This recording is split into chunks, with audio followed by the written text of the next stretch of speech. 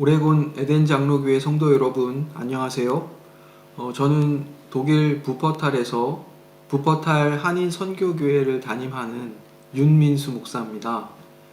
부퍼탈 말씀드리면 잘 모르실 것 같은데요.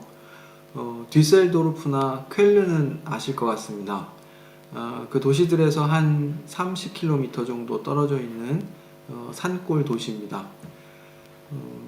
이렇게 지구 반대편에 있는 오레곤 에덴 장로교회 성도님들과 또 화상을 통해서 또 말씀의 교제를 나눌 수 있게 돼서 매우 감사하고 또 기쁘게 생각합니다.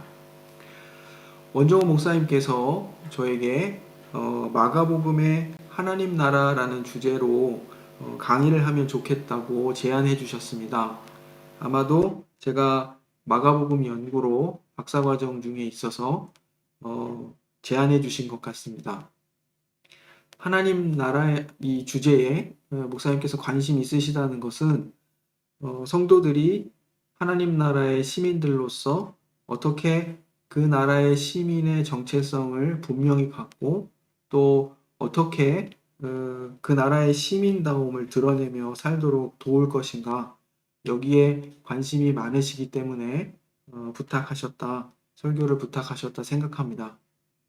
제가 아직 말씀에 많이 미진하지만 부탁하신 주제를 마가복음 내에서 잘 살펴서 사실 이 방대한 주제를 다 다루기에는 턱없이 부족한 시간입니다. 하지만 최선을 다해서 또 제한적으로 나누도록 하겠습니다.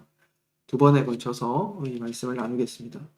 언제나 우리를 진리 가운데로 이끄시는 성령 하나님께서 설교자를 인도해 주시고 또 우리 모두의 이해를 도와주실 것을 믿습니다.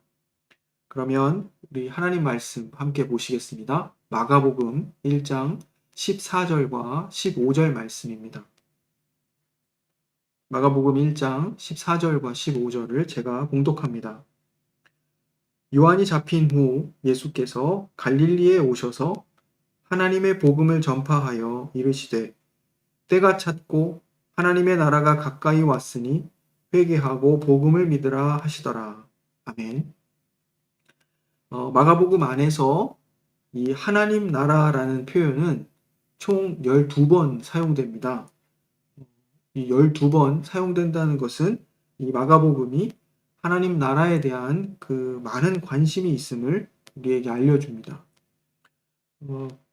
특별히 이 12번의 사용 본문들 중에서 오늘 우리가 읽었던 마가복음 1장 14절 15절 예수님께서 공생의 사역을 시작하시면서 하나님의 복음을 선포하시고 하나님의 나라가 가까웠다 이렇게 말씀하신 부분과 또 예수님의 그 초기 사역 속에서 하나님의 나라가 어떻게 예수님의 사역 속에 실현되고 구현되었는가, 이 부분, 그리고 또 한 번은 예수님께서 특별히 하나님 나라에 관한 비유의 말씀을 가르치시는데 그 교훈들, 비유의 교훈 속에서 하나님의 나라의 성격들이 어떻게 드러나고 있는지 이것들을 우리가 살펴보겠습니다. 먼저 마가복음 1장 14절과 15절에서 예수님께서 요한이 잡힌 후에 갈릴리에서 하나님의 복음을 전파하시는데 그 전하신 복음의 내용이 바로 때가 찼고 하나님의 나라가 가까웠다. 그러니 회개하고 복음을 믿으라. 이렇게 말씀하신 것이었습니다. 때가 찼다는 것은 하나님의 계획하신 때가 이르렀다는 것입니다.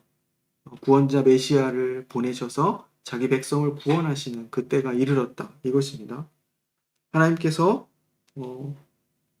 그런데 하나님께서 하나님의 나라가 가까웠다. 하나님의 나라가 도래했다. 이렇게 이 예수님의 구원, 메시아를 통한 구원을 이렇게 설명하고 계십니다. 그래서 도래하는 하나님의 나라에 대한 이 바른 반응은 무엇인가? 그것은 회개하고 이 복음, 하나님의 나라가 가까웠다는 것을 믿는 것입니다. 그래서 우리가 오늘 읽은 말씀을 통해서 예수님의 선포의 내용, 선포하신 복음의 내용과 그 하나님의 나라가 선포되었을 때 어떤 반응을 보여야 하는가? 우리가 이것을 알 수 있습니다. 말씀드린 것처럼 예수께서 선포하신 하나님의 나라가 곧 그가 선포하신 복음의 내용이었다. 하나님의 나라가 선포된 것이 구원의 복된 소식이다. 이렇게 지금 말씀드립니다. 어떤 의미에서 하나님의 나라의 도래가 구원의 복된 소식인가? 이것을 알아야 합니다. 일반적으로 하나님의 나라 이렇게 말하면 통치를 떠올리시면 됩니다. 하나님의 통치. 하나님의 나라가 도래한다는 것은 하나님의 통치가 구현된다. 이런 뜻입니다. 보통 나라가 성립되려면 영토와 주권과 국민이 있어야 합니다. 주권과 그 주권이 미치는 영토, 영역으로서의 영토, 그리고 그 나라의 백성이 있어야 한다. 이것입니다. 물론 하나님의 나라는 그 주권이 하나님께 있습니다. 그리고 하나님의 주권으로 통치되는 영역과 그의 백성들이 있습니다. 하나님의 통치가 미치지 않는 곳은 없습니다. 그리고 하나님의 나라가 지금까지 없다가 이제 도래한다는 그런 뜻도 아닙니다. 마가복음에서 그리고 뿐만 아니라 공관복음서에서 예수님의 이 복음 선포는 약속하신 하나님의 구원의 때가 이르러서 이제는 옛 시대가 끝이 나고 영적인 새로운 출애굽이 시작된다는 뜻에서 하나님의 나라가 도래했다. 이렇게 말씀하시는 겁니다. 즉 하나님께서 그의 아들 예수 그리스도 메시아를 보내어 하나님 나라를 선포하시고 자기 백성들을 사탄의 권세에서 해방하여 영적인 새 출애굽을 통해 구원하시는 때가 이르렀다. 이런 뜻입니다. 구약 성경에 약속되었던 그 메시아에 대한 예언이 지금 예수님을 통해 성취되고 있다는 의미에서 하나님의 나라가 도래했다. 이렇게 말합니다. 이 표현을 우리 바울 사도의 표현으로 다시 설명하면 골로새서 1장 13절에 의하면 그가 우리를 흑암의 권세에서 건져내사 그의 사랑의 아들의 나라로 옮기셨으니 라고 말하고 있습니다. 예수님이 우리를 악과 고난으로 다스리는 사탄이 왕노릇하는 이 암흑의 세상에서 건져내셔서 의와 사랑으로 다스리시는 하나님의 아들이 주인 되시는 하나님 나라의 시민으로 우리들을 옮기셨다는 것입니다. 이것이 곧 구원입니다. 하나님 나라라는 주제 그리고 하나님의 통치의 관점에서 우리가 구원을 생각하면 우리가 사탄의 권세로부터 해방되어 죄의 권세로부터 해방되어 하나님의 주권 아래로 옮겨진 것을 구원이라 이렇게 말하는 것입니다. 하나님의 나라, 즉 하나님의 통치가 선포되었을 때 바른 반응은 회개하고 그 복음을 기쁨으로 받아들이고 믿는 것입니다. 죄에서 돌이켜서 하나님의 통치를 기쁘게 받아들이는 것입니다.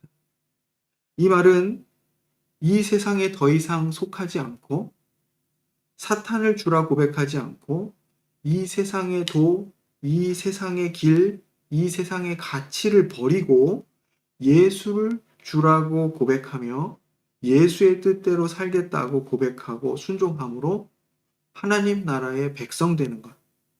이것이 회개요. 그리고 구원이라 이렇게 말할 수 있습니다. 하나님의 나라가 선포되면 여기서 하나님 나라의 시민의 윤리가 이제 등장합니다.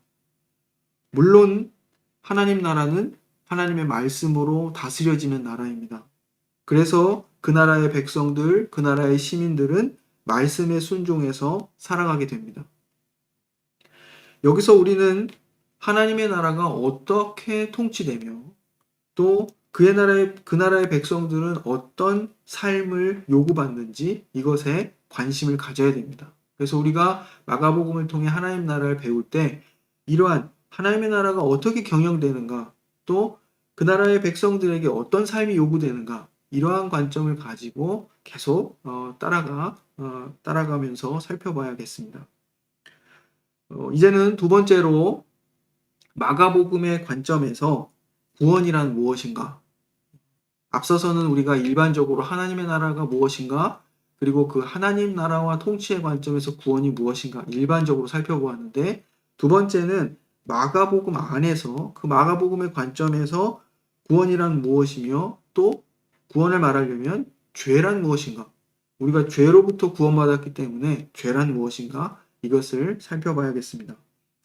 마가복음의 관점에서 구원은 마치 이스라엘의 조상들, 이스라엘 백성들의 조상들이 바벨론의 포로로 잡혀갔다가 그 모든 심판의 시기가 끝나고 다시 하나님에 의해 이 약속의 땅으로 돌아오게 된 것.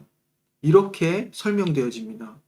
또 이것은 마치 모세를 통해서 애굽에서 그의 백성들을 이끌어내셨던 것 같은 그런 출애굽과 같은 구원인데, 이것은 새로운 영적인 출애굽과 같은 그러한 성격을 갖는다. 이렇게 마가복음은 보고 있습니다. 이것을 위해서 우리가 마가복음 1장 2절과 3절 말씀을 한번 살펴보겠습니다. 마가복음 1장 2절과 3절입니다. 제가 봉독하겠습니다. 선지자 이사야의 글에 보라, 내가 내 사자를 내 앞에 보내노니 그가 내 길을 준비하리라. 광야에 외치는 자의 소리가 있어 이르되 너희는 주의 길을 준비하라. 그의 오실 길을 곧게 하라. 기록된 것과 같이. 이렇게 기록되어 있습니다. 이 마가복음 1장 2절과 3절은 세례 요한에 대한 그러한 본문입니다. 마가복음 1장 1절이 하나님의 아들 예수 그리스도의 복음의 시작이라 라는 이런 마치 이 마가복음 전체의 표제와 같은 서두로서 시작하고, 2절과 3절에서 이 세례 요한에 대한 소개를 가지고 예수님의 복음을 설명하기 시작합니다. 그런데 우리가 읽었던 2, 3절은 말라기 3장 1절의 말씀과 이사야서 40장 3절의 그 구약 말씀을 혼합하여 인용하고 있습니다. 어떤 내용이냐면 세례 요한이 주의 길을 예비하는 자라는 것이고, 또 세례 요한이 광야에서 외치는 소리라. 그리고 그의 역할은 주의 길을 예비하는 자다. 이렇게 말하고 있습니다. 이 내용들을 좀 더 자세히 살피기 위해서 여기서 인용된 이사야서 40장 3절의 그 인근 앞선 문맥인 1절과 2절을 한 번 더 살펴보겠습니다. 제가 이사야 40장 1절과 2절을 읽겠습니다. 너희의 하나님이 이르시되 너희는 위로하라. 내 백성을 위로하라. 너희는 예루살렘의 마음에 닿도록 말하며 그것에게 외치라. 그 노역의 때가 끝났고 그 죄악이 사함을 받았느니라. 그의 모든 죄로 말미암아 여호와의 손에서 벌을 배나 받았느니라 할지니라 하시니라. 이렇게 말씀하고 나서 이제 40장 3절 말씀, 광야에 외치는 자의 소리에 대해서 말하고 있습니다. 마가복음은 말씀드린 것처럼 하나님의 아들 예수 그리스도의 복음의 시작이라는 이런 표제와 같은 서두를 가지고 시작합니다. 그리고 그 복음의 시작은 세례 요한에 대한 구약 예언으로부터 시작되고 있습니다. 이사야 40장 3절과 말라기 3장 1절의 혼합 인용을 통해서 광야에서 외치는 소리요 메시아의 길 예비자로서 세례 요한을 소개하는 것입니다. 우리가 읽은 이사야 40장 1, 2절을 통해 바벨론 유수에 대해 간략히 살펴보면 이렇습니다. 그 내용은 유대인들은 하나님의 법을 어기고 또 죄를 지은 결과 바벨론의 포로로 잡혀가서 노역을 하였습니다. 그러나 이제 그 벌을 다 받아 유대 땅, 그 죄가 사함을 받았고 노역의 때가 다 끝났다 이것입니다. 이제 바벨론에서 유대 땅으로 돌아갈 수 있게 된 것입니다. 그런데 바벨론과 유대 땅 사이에는 광야가 있습니다. 하나님께서 그의 백성을 데리고 유대 땅으로 귀환하실 때에 이 광야를 통과하십니다. 그래서 이 광야에서 여호와의 길을 예비하라고 말하고 있는 것입니다. 이것이 세례 요한의 사역이라, 이렇게 여호와의 길을 준비하는 것이 세례 요한의 사역이라고 마가복음이 설명합니다. 이것을 가지고 예수님이 오시는 것, 그리고 예수님이 오셔서 하나님의 나라를 선포하시고 그 백성들을 구원하시는 것을 설명하고 있는 것입니다. 마가복음은 이처럼 이사야서를 배경으로 세례 요한의 사역을 해석합니다. 요한이 광야에서 세례를 주며 죄사함 받기 위한 회개를 선포한 것은 우리가 읽은 이사야 40장 3절이 말하는 여호와의 길을 예비하는 그런 사역입니다. 회개의 세례를 선포하는 것이 여호와의 길을 예비하는 사역이라 이것입니다. 이 이사야 40장 1절에서 3절에 의하면 이것이 바벨론 포로 생활의 때가 끝이 날 때 발생하는 것입니다. 따라서 세례 요한이 광야에서 행하는 것이 여호와의 길을 예비하는 사역이라면 이것은 곧 새로운 출애굽이 가까운 징조입니다. 구원의 때가 이르렀다 이것입니다. 진정 기다리던 구원의 때, 메시아가 오셔서 구원하시는 때가 도래했다 이런 의미입니다. 예수님이 이러한 세례 요한의 그 사역, 즉 주의 길 예비하는 사역을 통해 오셔서 오늘 우리가 읽은 본문처럼 하나님의 복음을 선포하십니다. 그리고 이 복음의 내용은 이제 하나님의 나라가 도래했다는 것입니다. 다시 이제 구원에 관한 문제로 우리가 돌아가서 생각해 보면 구원은 죄를 용서받고 그리고 하나님과의 올바른 관계로 회복되는 것을 말합니다. 우리가 알고 있는 이 구원에 대한 내용입니다. 이것을 근거로 이것을 어떤 근거로 볼 수 있냐면 성경 본문을 좀 많이 찾고 있지만 좀 그래도 귀찮아하지 마시고 함께 찾았으면 좋겠습니다. 레위기 26장 40절에서 42절의 말씀입니다. 레위기 26장 40절에서 42절의 말씀을 제가 또 봉독하겠습니다. 그들이 나를 거스른 잘못으로 자기의 죄악과 그들의 조상의 죄악을 자복하고 또 그들이 내게 대항함으로 나도 그들에게 대항하여 내가 그들을 그들의 원수들의 땅으로 끌어갔음을 깨닫고 그 할례받지 아니한 그들의 마음이 낮아져서 그들의 죄악의 형벌을 기쁘게 받으면 내가 야곱과 맺은 내 언약과 이삭과 맺은 내 언약을 기억하며 아브라함과 맺은 내 언약을 기억하고 그 땅을 기억하리라. 이렇게 기록하고 있습니다. 이것을 좀 풀어서 말하면 죄를 자복하고 형벌을 기쁘게 받으면 하나님과의 언약의 관계가 회복되는 것이 구원입니다. 심판이 있고 회복되는 것, 특별히 하나님과의 그 언약의 관계가 회복되는 것이 구원이라 이것입니다. 죄란 자기중심적인 삶의 태도를 말합니다. 어떤 의미에서 자기중심적인가 생각해 보면 하나님과의 언약의 관계를 무시하고 스스로 주인이 되어 유한한 자기의 자원으로 살 수 있다고 믿는 것입니다. 이것이 죄입니다. 하나님과의 올바른 관계란 하나님을 의존하고 그 하나님을 순종하는 관계, 그것이 하나님과의 올바른 관계인데 죄란 그러한 관계로부터 이탈한 것입니다. 이것이 아담의 죄입니다. 인간이 자신의 그 피조물됨과 그리고 무능과 무지를 모르고 자기 생명과 안전과 필요를 스스로 확보할 수 있다고 착각하여 수고하고 애쓰는 존재가 되어버렸습니다. 그러다 보니까 어떻게 되겠습니까? 다른 사람과 경쟁해야 하고 자기 생존과 자기 안전과 필요를 확보하기 위해 다른 사람을 해치고 빼앗는 삶을 살게 되는 것입니다.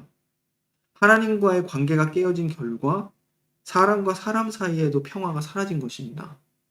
이것이 죄의 모습입니다. 그렇다면 예수 그리스도께서 우리의 죄, 어떤 죄입니까? 하나님에 대한 반역의 죄, 말씀을 저버린 것, 특별히 언약을 저버린 죄, 그리고 자기중심적으로 삶을 살아온 죄, 하나님 없이 스스로 자기를 책임질 수 있다고 믿고 살아온 죄, 이 죄에 대하여 그리스도가 대속의 제물이 되셔서 우리를 구원하신 결과가 어떻습니까? 그것이 바로 자기를 의존하던 태도를 버리고 하나님을 의존하고 순종하는 자가 되고 하나님의 무한한 자원을 끌어다 쓰는 자들이 되고 그리하여서 이웃과의 관계에서도 경쟁하고 서로를 적대하고 배척하던 자세를 버리고 화목하고 관용을 베풀고 또 선대하는 삶을 살게 되는 것입니다. 이것이 죄에서 돌이켜서 구원에 이르는 자의 모습입니다. 하나님과의 관계가 회복된 자의 모습입니다. 예수님께서 하나님 나라를 선포하신 것은 하나님의 통치와 주권을 선포하신 것입니다. 자기 백성과의 언약의 관계를 회복하시겠다는 복된 소식을 전하시고 선포하시고 자기 백성들로 하여금 하나님과의 언약 관계에 의존하고 말씀에 순종하여 사는 자들이 되게 하시려고 회개와 순종을 촉구하시는 것입니다. 이렇게 구원이란 무엇인가, 또 우리가 어떤 죄에서 돌이켜 구원을 받게 되었는지 살펴보았습니다. 세 번째로는 예수님의 그 초기 사역에 나타난 하나님의 나라의 그 실현, 하나님의 나라가 어떻게 실체화돼서 나타나는가, 그것을 살펴보겠습니다. 이제는 예수님의 사역 속에서 어떻게 하나님의 나라가 선포되고 구현되는지를 살펴보는 것입니다. 예수님께서 하나님 나라가 가까웠다고 선포하신 후 본격적으로 이제 하나님 나라 사역을 시작하십니다. 그 첫 번째 사역은 더러운 귀신 들린 자를 고치시는 것이었습니다. 우리는 여기서 두 가지 사실을 확인할 수 있습니다. 이 더러운 귀신 들린 자를 고쳐주시는 사역에서 두 가지를 살펴볼 수 있는데, 첫 번째는 귀신 들렸다는 것은 사탄의 권세에 매여 지배받고 있었다는 뜻입니다. 그런데 예수님께서 메시아의 권위로 귀신을 내쫓으십니다. 귀신도 예수님이 하나님의 아들 메시아임을 알아보고 우리를 멸하러 왔나이까? 우리와 상관하지 말아주십시오. 이렇게 간청합니다. 그리고 예수님을 하나님의 거룩한 자로 메시아로 알아보고 있습니다. 그리고 예수님의 그 명령에, 그 권위에 순종합니다. 이것이 마가복음 1장 24절의 내용입니다. 예수님의 이 축기 사역을 통해 하나님의 나라, 그 하나님의 권세와 권능이 구현되고 있습니다. 두 번째로 이 귀신을 가리켜 더러운 귀신이라 이렇게 지칭하는 것은 부정함을 강조하기 위함입니다. 이 부정함이란 제의적 부정함을 말하는 것입니다. 종교적, 제의적 부정함을 가리킵니다.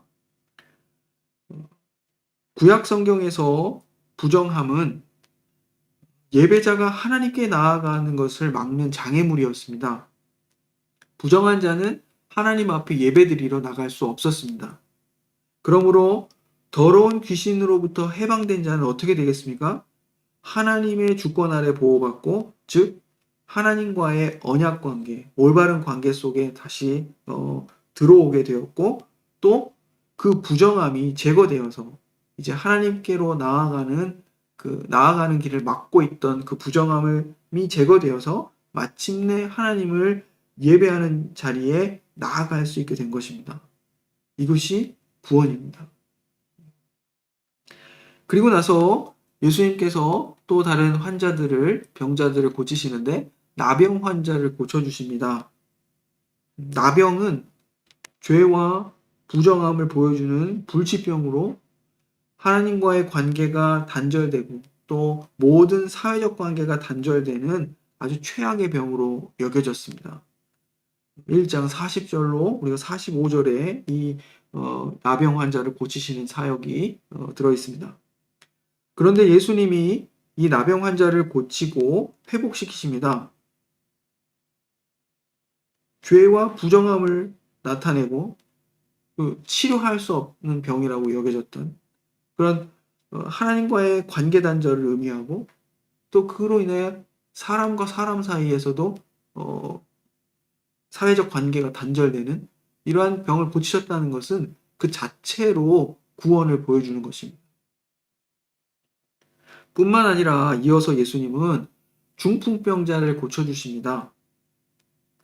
이 과정에서 예수님이 친히 예수께서 죄를 사하는 권세가 있음을 밝히십니다.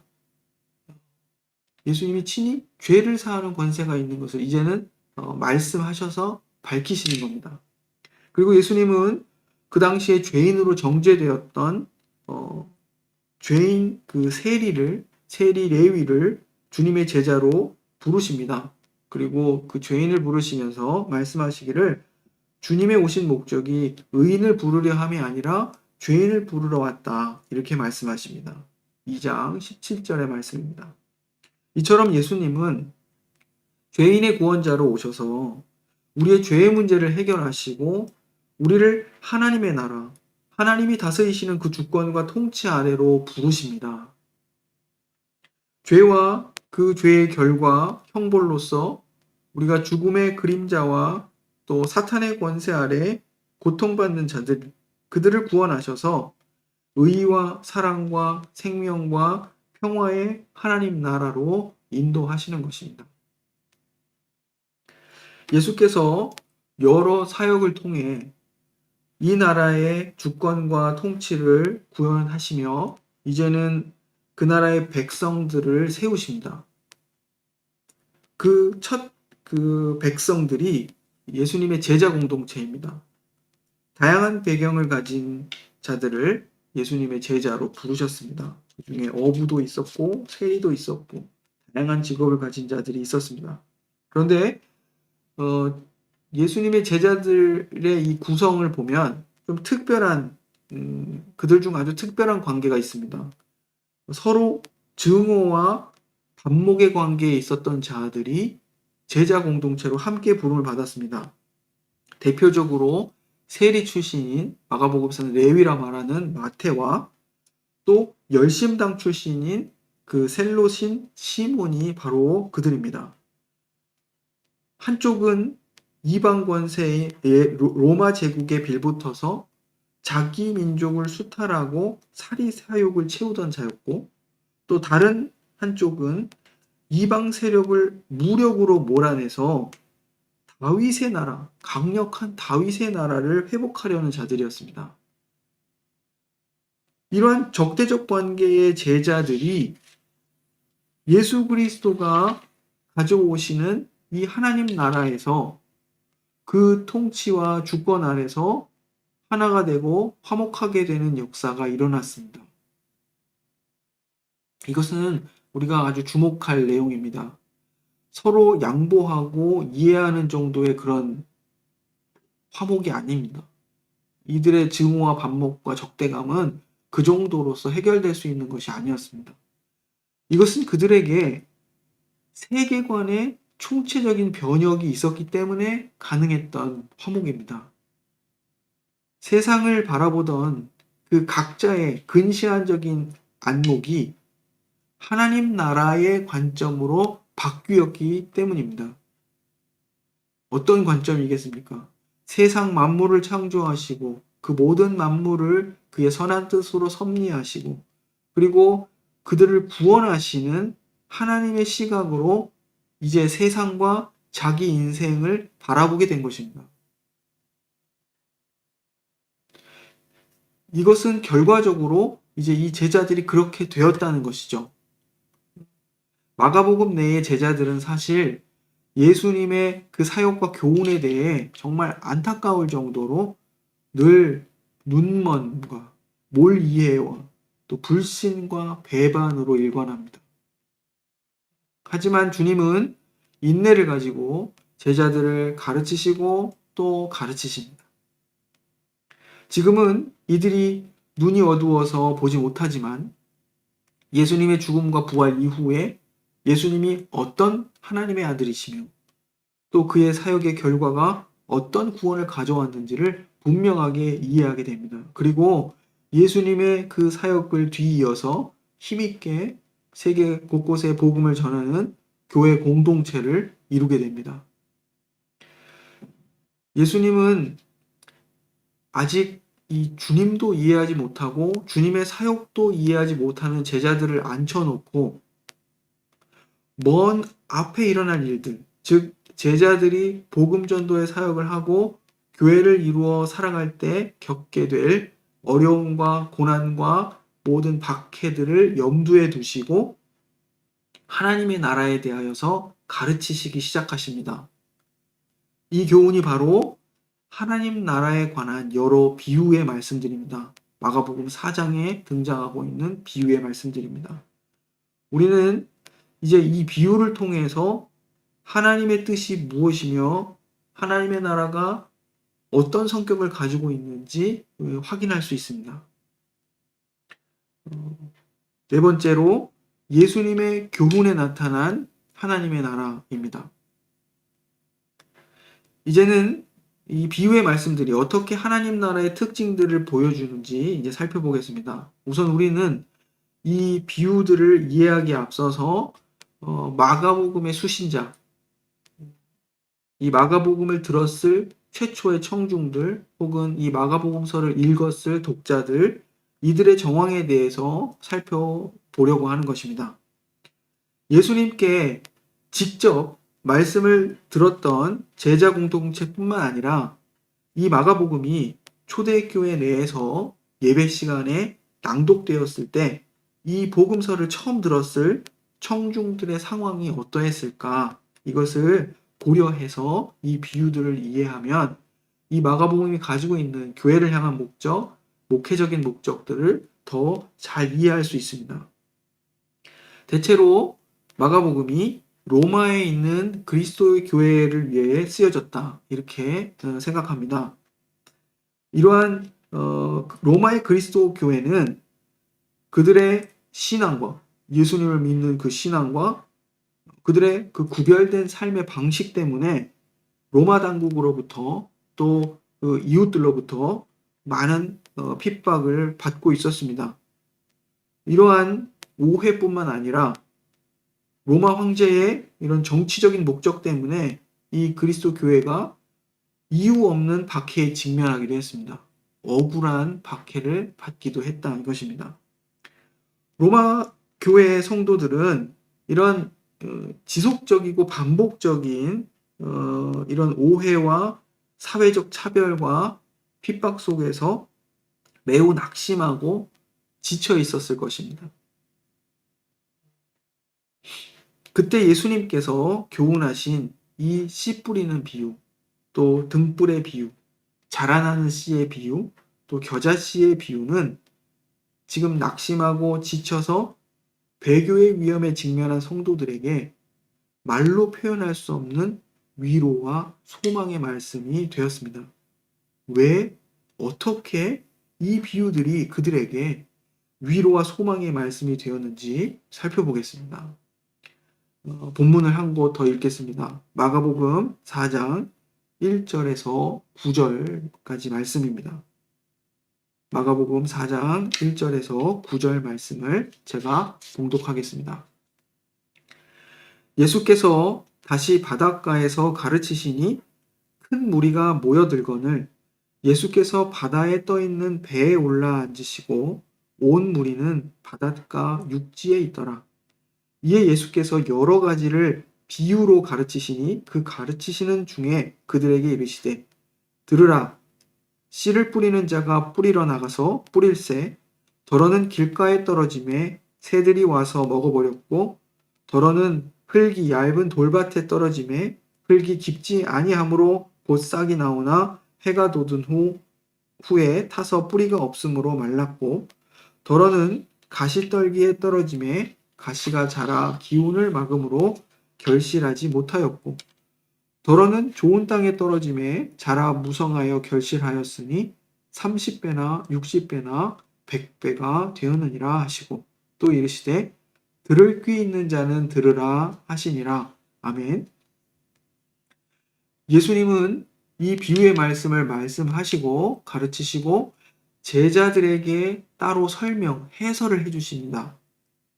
해설하실 때 이 비유가 하나님 나라의 비밀을 담고 있다. 이렇게 마가복음 4장 11절에서 주님 말씀하십니다. 그래서 이 비유가 하나님 나라의 어떤 감춰진 독특한 성격을 담고 있다는 것을 우리가 알게 됩니다. 이 비밀은 모두에게 알려지는 것이 아니라는 사실도 우리가 짐작할 수 있습니다. 보통 비유라 하면 무엇을 더 쉽게 설명하기 위해서 사용하는 것인데 예수님의 비유는 오히려 누군가에게는 감추는 역할을 하고 있습니다. 그래서 주님 말씀하십니다. 들을 귀 있는 자는 들으라. 이렇게 말씀하시는 겁니다. 확실한 것은 이 비유가 제자들에게 주어졌다는 사실입니다. 예수님께서 그 이해를 돕기 위해 친히 따로 불러 이 비유의 말씀을 해설해 주신 것을 통해 우리가 잘 알게 됩니다. 이제 비유의 내용들을 살펴보면 우리는 이 비유 속에서 씨 뿌리는 자가 뿌리러 나간 정황을 알 수 있습니다. 이 씨 뿌리는 자는 말씀을 뿌리는 것이라 이렇게 말씀하십니다. 그리고 그 씨는 네 종류의 토양에 뿌려집니다. 우리가 너무나도 잘 알고 있습니다. 하지만 그래도 다시 한번 확인하겠습니다. 첫 번째는 씨가 길가에 떨어졌습니다. 그리고 그 새가 와서 그 씨를 먹어버렸습니다. 이것은 말씀을 들었을 때에 말씀이 뿌려졌을 때 사탄이 와서 즉시 그들에게 뿌려진 말씀을 빼앗아가는 것이라 이렇게 해설하십니다. 두 번째는 씨가 돌밭에 떨어집니다. 이 돌밭에 떨어진 씨가 싹이 나지만 흙이 깊지 않아서 해가 돋은 후에는 뿌리가 없어 견디지 못하고 말라버렸다. 말씀하십니다. 이것은 말씀을 들을 때에 즉시 기쁨으로 받지만 그 속에 뿌리가 없어서 잠깐 견디다가 말씀 때문에 환난이나 핍박을 받게 되면 곧 넘어지는 자를 말한다. 4장 16절 17절에서 주님이 해설해 주십니다. 세 번째는 가시떨기에 씨가 떨어집니다. 그런데 가시가 자라서 기운을 막아 이 씨가 자라는 것을 결실하지 못하게 기운을 막습니다. 이것은 세상의 염려와 또 재물의 유혹 혹은 기타 욕심 때문에 말씀을 막아 결실하지 못하게 된 것을 가리키고 있습니다.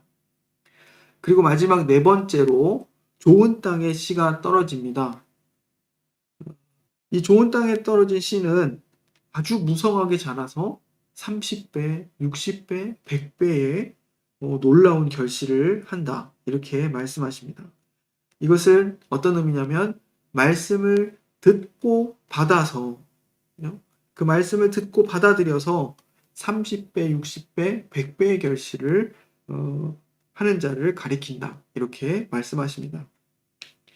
이 비유는 우리가 여러 번 아주 매우 많이 반복해서 들었기 때문에 매우 익숙한 말씀입니다.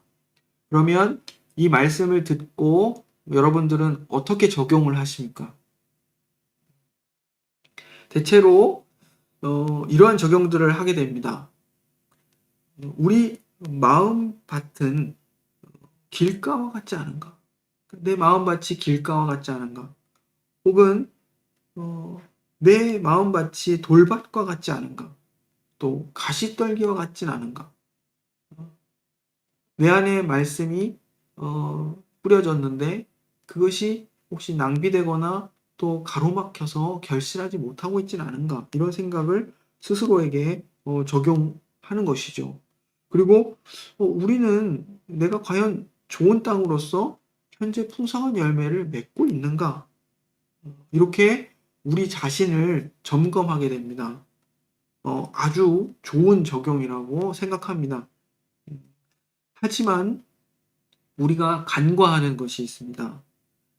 예수님이 왜 이 말씀을 주셨는가 하는 것입니다.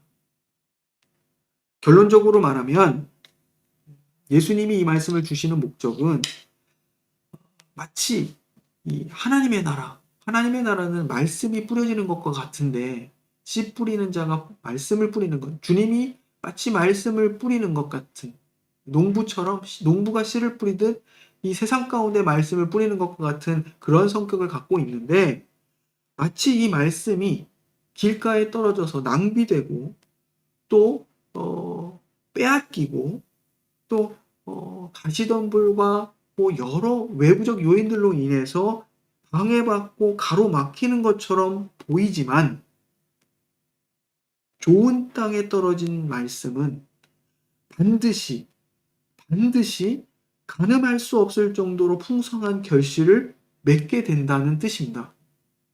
주님은 이 말씀을 하고 싶으신 거라 생각합니다. 우리 자신을 보면 길가와 같고 또 돌밭과 같고 가시떨기와 같은 그런 상태처럼 느껴질 때가 많습니다. 그런데 기억해야 할 것은 우리가 그리고 교회가 좋은 땅으로 부름받았다는 사실입니다. 하나님께서 우리에게 들을 귀를 주시고 또 우리의 신앙 상태, 우리가 하나님에 대하여 어떤 바른 태도를 가지고 있는가 그것을 살피게 하시고 말씀이 우리 안에 결실하게 되기를 바라는 마음을 우리 안에 주셨습니다. 말씀이 우리 안에 뿌려져서 결실한다는 것은 무슨 의미이겠습니까?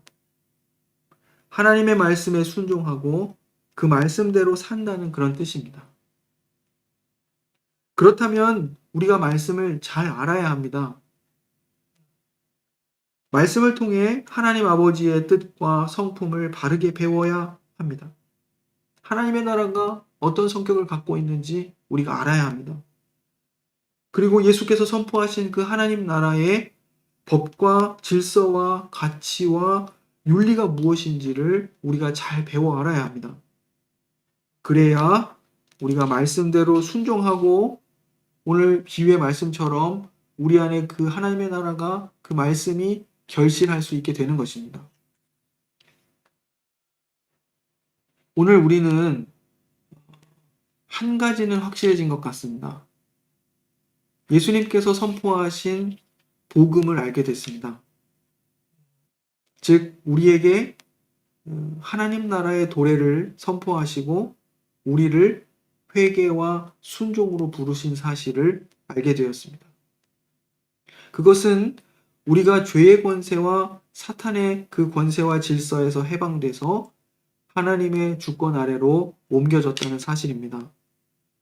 우리가 하나님에 대하여 반역하여 스스로 하나님처럼 되어 자기의 운명과 삶을 결정하고 책임지려 했던 그 죄에서 돌이켜서 하나님을 의존하고 순종하는 자리로 회복되었습니다. 메시아이신 예수님의 그 대속의 사역을 통해서 하나님과 우리의 언약의 관계가 회복된 것입니다. 하나님과 올바른 관계를 비로소 갖게 된 것입니다. 하나님 나라를 회개와 믿음으로 받아들인 사람은 자기중심적 삶의 태도를 버리고 하나님을 의존하고 순종하게 됩니다. 이것은 마가복음의 표현으로 보면 자기를 부인하는 것을 말합니다. 마가복음 8장 34절의 말씀입니다. 이러한 하나님과의 관계 회복은 사람과 사람 사이의 관계 회복을 가져옵니다. 예수님께서 원수 갚지 않고 나누고 또 섬기고 선대하는 것이 매우 낯선 우리 인생에게 사랑의 빛을 비춰주셨습니다. 우리가 이웃에 대해 경쟁심과 적대감과 그런 배척하는 배타적인 태도를 내려놓고 다른 사람을 선대할 마음과 또 다른 사람을 위해 희생할 마음을 갖게 된 것입니다. 하지만 여전히 우리 마음속을 들여다보면 사탄에게 말씀을 빼앗기는 것 같고 외부의 방해들, 환난과 박해와 같은 여러 어려운 상황들 속에서 우리 신앙의 뿌리가 얕아 말씀이 뿌리를 내리지 못하는 것 같고 또 우리 내부의 방해, 세상의 여러 염려와 또 재물의 유혹과 기타 여러 욕심들 속에서 말씀이 결실하지 못하는 것처럼 보일 때가 있습니다. 하지만 우리가 우리의 상태를 이처럼 확인하려 들고 또 안타까워하는 것은 우리 모두가 좋은 땅으로 부름받았기 때문입니다. 우리가 하나님의 통치를 받는 하나님 나라의 시민들이기 때문입니다. 우리에게 들을 귀를 주시고 우리에게 하나님 나라의 비밀을 알려주셨기 때문입니다. 이 비유를 통해서 주님이 우리에게 위로와 소망을 주십니다. 하나님 나라는 반드시 열매를 맺는다고 약속해 주십니다.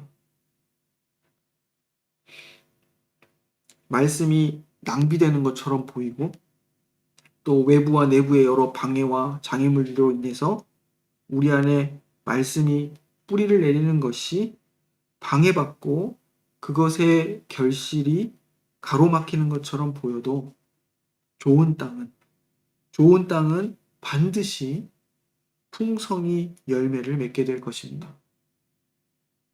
이것이 하나님 나라의 비밀입니다. 어둠을 밝히기 위해 등불을 등경 위에 두는 것처럼 이 하나님 나라의 실체는 반드시 우리가 이해할 수 없는 놀라운 방식으로 세상 가운데 밝히 드러나게 될 것입니다. 땅에 뿌려진 씨앗이 밤낮 자고 깨고 하는 중에 씨가 나서 자라되 도대체 어떻게 그것이 그렇게 성장하게 되었는지 알지 못하는 것처럼 하나님의 나라는 성장하고 또 성장하게 될 것입니다. 세상에서 가장 작은 씨인 겨자씨 한 알이 땅에 심겨져서 모든 풀보다 더 커지고 큰 가지를 내서 공중의 새들이 그 그늘에 깃들 만큼 성장하는 것처럼 하나님의 나라는 마침내 풍성히 결실하게 될 것을 믿습니다. 자신을 그 나라의 백성으로 부르신 우리 주님의 부르심을 바르게 알고 자신의 전 삶의 영역을 주의 말씀과 하나님 나라의 가치로 살아내는 그런 오레곤 에덴 장로교회 모든 성도들이 되시기를 간절히 바랍니다. 하나님께서 반드시 그렇게 하실 것을 믿습니다. 이제 다음 시간에는 우리가 하나님 나라의 시민의 그 삶의 가치와 윤리에 대해서, 즉 하나님 나라의 제자도에 대해서 우리가 구체적으로 살펴보도록 하겠습니다. 우리 함께 기도하겠습니다. 사랑의 하나님, 우리에게 은혜를 베푸셔서 예수 그리스도를 통하여 우리를 구원하시고 영적인 새 출애굽을 경험하게 하신 것 감사드립니다. 우리의 심령을 가난하게 하시고 우리로 하여금 간절히 주의 나라와 그 통치를, 은혜와 구원을 바라고 구하게 하셨습니다. 우리의 상한 마음을 고치시고 죄와 죽음의 권세와 사탄의 통치 아래 포로되었던 우리에게 자유를 주시고 세상에 썩어질 우상과 세상의 욕망과 자기 사랑에 갇혀있던, 교만함에 갇혀있던 우리를 해방하시고 우리 안에 은혜의 해를 선포해 주신 것 감사합니다. 예수 그리스도의 십자가와 부활이 우리에게 가져온 이 복된 구원의 내용과 결과들을 우리의 일상 속에서 잊지 않고 기억하게 하셔서 날마다 참된 자유와 해방과 은혜를 누리며 경험하는 그 은혜를 또한 나누는 복된 인생이 되도록 인도하옵소서. 그리스도의 교회답게, 제자답게 주의 부르심과 명령에 즉각적으로 순종하게 하시고 우리를 통해 우리의 삶에서 하나님의 나라와 통치를 드러내며 살도록 인도하옵소서. 우리를 좋은 땅으로 부르시고 우리로 하여금 반드시 풍성한 열매를 맺게 하시겠다고 약속해 주신 주의 말씀을 기억하며 늘 용기를 잃지 않고 인내하며 끝까지 제자의 길을 걷도록